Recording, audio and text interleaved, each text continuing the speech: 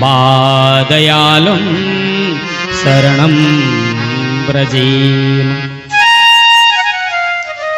इस श्लोक में भगवान का गुण का वर्णन है। पहला श्लोक में रूप का वर्णन था, इसमें गुण का वर्णन है। और इसमें कहा गया है आहा हा, पुतना जो आई थी विष पिलाने के लिए, है ना, सभी को पता है। हमारे लड्डू गोपाल जी जब छोटे से थे तो पुतना देवी स्तन में कालकूट विष लेकर के आई थी कृष्ण को मारने के लिए,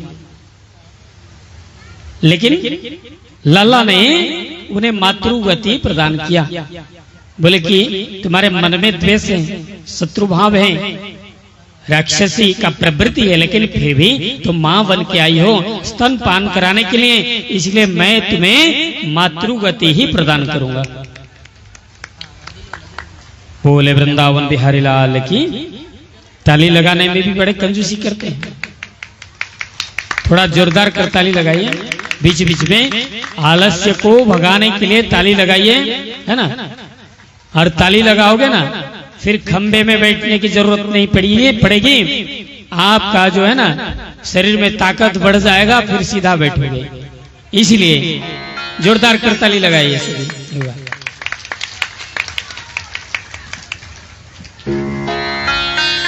तो इस श्लोक में गुण का वर्णन है। पहला श्लोक में रूप का वर्णन था, सौंदर्यता का वर्णन था, और इसमें गुण का वर्णन है।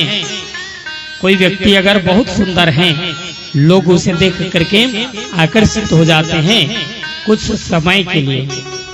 जब उसका गुण को देखते हैं, अगर दुर्गुण है तो फिर धीरे धीरे उसका संगति करना सभी छोड़ देता है कि नहीं।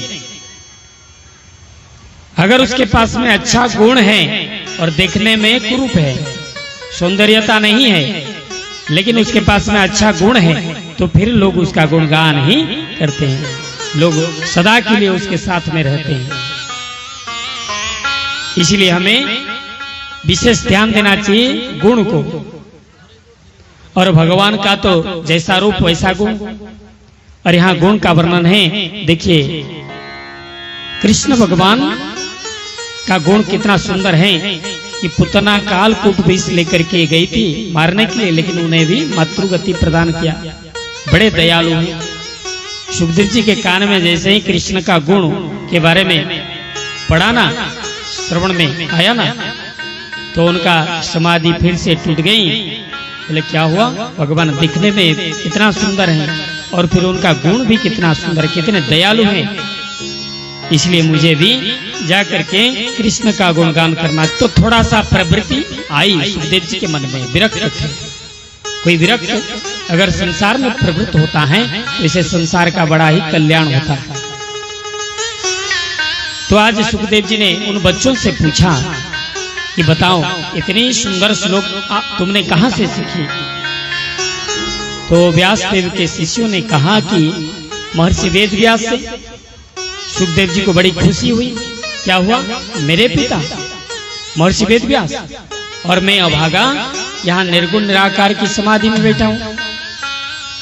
जब हमारे पिता इतने विद्वान हैं और महर्षि वेद व्यास, क्या उनको निर्गुण निराकार के बारे में माने ज्ञान नहीं था? अगर नहीं था तो हमारे पास में ज्ञान कैसे आई? हमारे पास में निर्गुण निराकार का ज्ञान कैसे आया? जब शरीर ही नहीं रहेगा तो फिर हम परमात्मा को कैसे जानेंगे?